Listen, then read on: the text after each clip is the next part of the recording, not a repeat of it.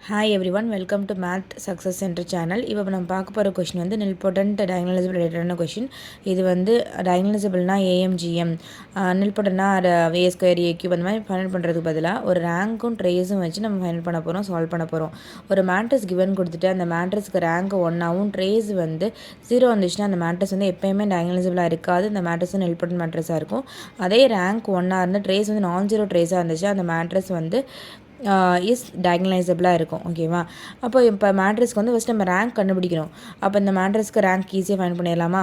இந்த மேட்ரிக்ஸ் எப்படி பண்ணலாம்? இந்த ரோ வந்து 2ஆல் மல்டிப்ளை பண்ணி ஆட் பண்ணால் R2 implies R2 plus 2R1 பண்ணால் R2 0 ஆயிரும். அதே மாதிரி R3 வந்து 3ஆல் மல்டிப்ளை பண்ணி ஆட் பண்ணால் R3 0 ஆயிரும்.